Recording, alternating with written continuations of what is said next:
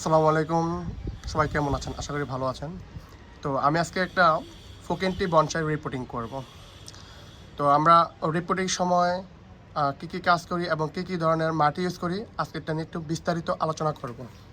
আশা করি সবাই সঙ্গে থাকবেন।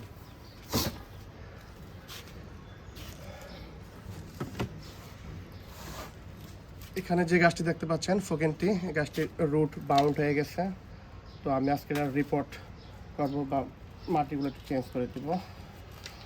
তো যেহেতু রুট বাউন্ড হয়ে গেছে, তো সর্বপ্রথম যেটা করবো যে এখানকার যে মাটিগুলো আছে এগুলো ফেলে দিব এবং এই যে রুট পেঁচাই গেছে এগুলাকে কেটে দিব। গাছকে সুস্থ রাখতে হলে, গাছকে ভালো রাখতে হলে বছরে একবার অবশ্যই রিপোর্টিং করতে হবে। রিপোর্টিং করার কারণ হচ্ছে কি, যখন এই রুটগুলো পেঁচা যায় তখন গাছের স্বাস্থ্য খারাপ হয়ে যায়, গাছের গ্রোথ কমে যায়। হ্যাঁ, আর গাছের গ্রোথ কমে গেলে দেখা যাচ্ছে গাছের তখন ডাল ডাইব্যাক করা শুরু করে। তো সব মিলে দেখা যায় একটা সময় গাছের ডাল ডাইব্যাক করতে হতে এগুলো মারা যাবে। তো এই জন্য গাছকে সুস্থ সবল রাখতে হলে আমাদের প্রতি বছরে একবার করে রিপোর্টিং করে দিতে হবে। আর আমাদের রিপোর্টিংটার সময় হচ্ছে যে এখন আমাদের যাদের বনসাই আছে আমরা সবাই এখন রিপোর্টিং করতেছি। অলরেডি রিপোর্টিং করা শুরু হয়ে গেছে, যেহেতু শীতের পরে গরম পড়ে গেছে। মাঘ মাস শেষ, ফাল্গুনের শুরু।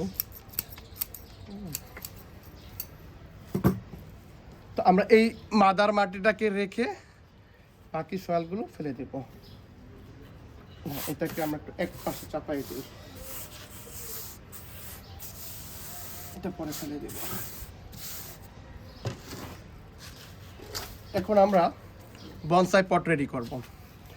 বনসাই পট রেডি করার আগে যেটা করতে হবে যে আমাদের গাছটা যেহেতু একটা পাতলা পটে থাকবে, তো এই পাতলা পট থেকে গাছ যেন কোনো কারণে পড়ে না যায় সেই দিক খেয়াল রাখতে হবে। এই জন্য আমরা কি করব, এই গাছটাকে একটা অ্যালুমিনিয়ামে ওয়্যার দিয়ে বেঁধে লক করে দিব।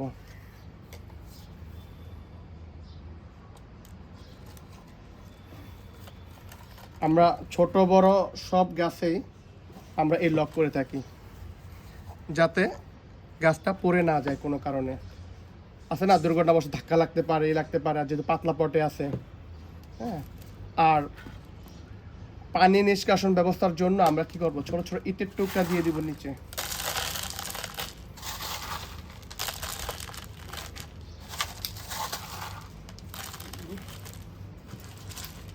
ছোট ছোট ইটের টুকরা দেওয়া হয়েছে। এই ইটের টুকরাগুলো দিলে কি হবে, এখানে আর কোনো পানি বেজে থাকবে না। যদি আমরা আসলে এখানে মাটি দিয়ে রাখি, মাটি যে জর্জরা না হয়, সেক্ষেত্রে কি হয়, ওই মাটিগুলো যে আমাদের যে বনসাই পটের যে পানি নিষ্কাশন ব্যবস্থার যে ছিদ্রগুলো থাকে ওগুলো বন্ধ হয়ে যায়। আর ছিদ্র বন্ধ হয়ে গেলে পানি বা ওয়াটার লক করে একসময় আমাদের গাছটা মারা যেতে পারে, গাছ দুর্বল হয়ে যায়, শিকড় পচে যেয়ে গাছ মারা যায়। সো বনসাই পটে গাছ রাখার ক্ষেত্রে পানি নিষ্কাশন ব্যবস্থা যেন ঠিক থাকে সেদিকে আমরা খেয়াল রাখবো। এরপর হচ্ছে বনসাই সয়েল। আমরা যখন কোনো বনসাইয়ের জন্য বনসাই সয়েল ব্যবহার করব, সেটা যেন ঝরঝরা হয়। হ্যাঁ, সেখানে যেন কোনো এঁটেল বা এই ধরনের মাটি না থাকে, হ্যাঁ, টাইট হয়ে যায়। কিংবা আমরা দেখছি আমাদের পটটা ছোট পাতলা, এখানে পানি দিলাম, পানিটা উপচে বাইরে পড়ে গেল, মাটির কারণে ভিতরে যেতে পারছে না, তাহলে কিন্তু ওটা ভালো হবে না। নিচে পানি না গেলে গাছ পানি পাবে না। তো এখানে যে আমাদের এখানে একটা বনসাই সয়েল তৈরি করা আছে, এটা সাধারণত গার্ডেন সয়েল থেকে একটু ভিন্ন রকম, বিভিন্ন ধরনের উপাদান দিয়ে, যেমন এখানে পিওমিস পাথর ইউজ করা হয়েছে, ইটের টুকরা ইউজ করা হয়েছে, কয়লা ইউজ করা হয়েছে, ধানের চিটা ইউজ করা হয়েছে।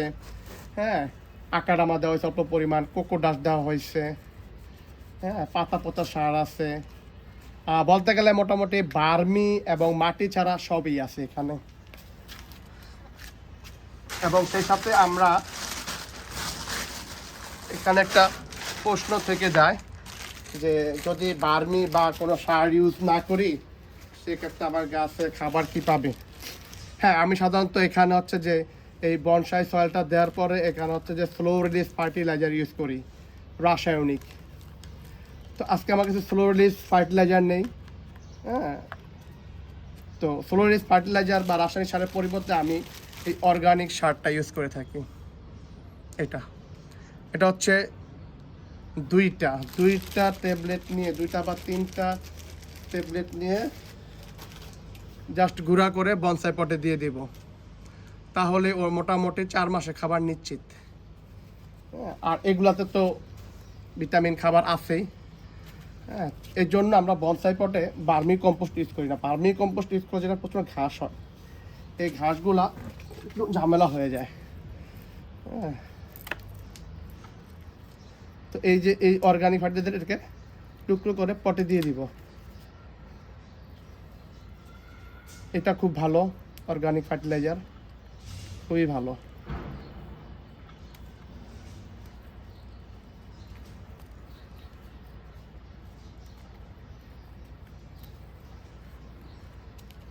ব্যাস,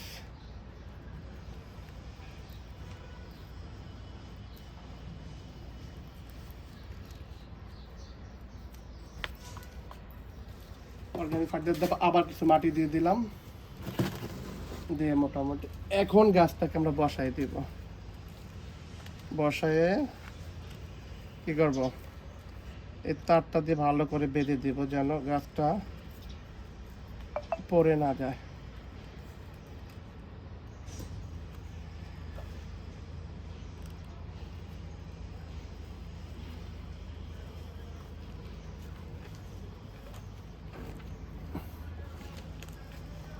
এবং আমরা গাছটা যখন বসাবো পটে, অবশ্যই খেয়াল রাখবো যেন গাছটা পটের সেন্টার থেকে একটু পিছনে বসে, সেন্টার থেকে একটু পিছনে, তাহলে খুব ভালো লাগবে।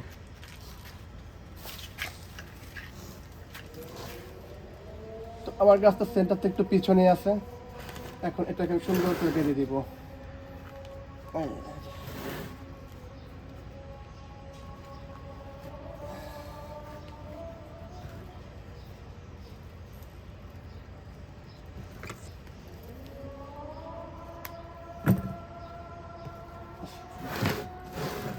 এখন বেঁধে দেওয়ার ফলে কি হয়েছে, গাছটার পড়বে না।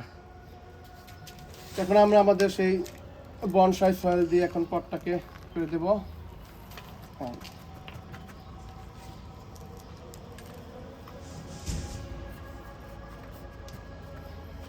এই সয়েলটা এত ঝরঝরা, যেখানে পানি দিলে মানে খুব সুন্দরভাবে নিচে চলে যায়।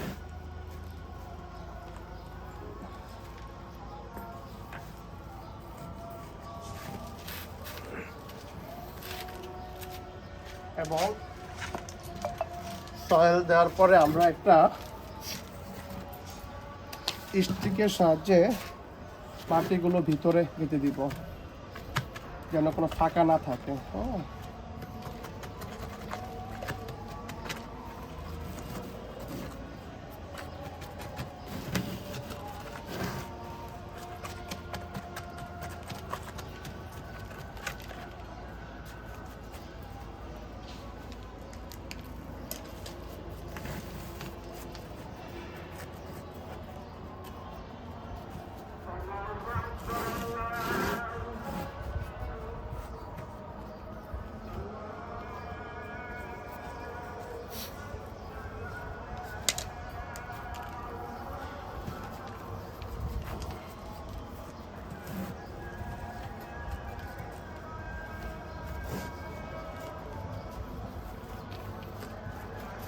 এবং টপের উপরে যেন মাটি উঠে না যায় সেদিকে খেয়াল রাখবো, অতিরিক্ত মাটিগুলো ফেলে দেব।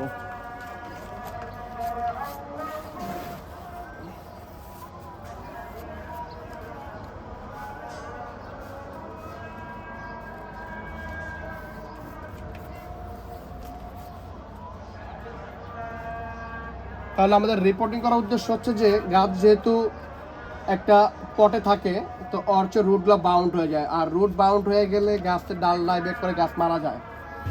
সো গাছকে সুস্থ রাখতে, সবল রাখতে এবং মৃত্যুর হাত থেকে বাঁচাতে আমরা অবশ্যই প্রতি বছরে রিপোর্টিং করব। বাস, আমাদের রিপোর্টিং করা হয়ে গেছে। এখন গাছটাকে জাস্ট পানি দিয়ে আবার গাছটাকে আগের জায়গায় রেখে দিব। তো কারো কিছু জানার থাকলে কমেন্টে জানাবেন। আশা করি ভিডিও দেখবেন, অনেকের উপকার লাগবে। যদি কোনো কিছু জানার থাকে অবশ্যই কমেন্ট করে জানাবেন, উত্তর দেওয়ার চেষ্টা করব। সবাইকে আসসালামু আলাইকুম।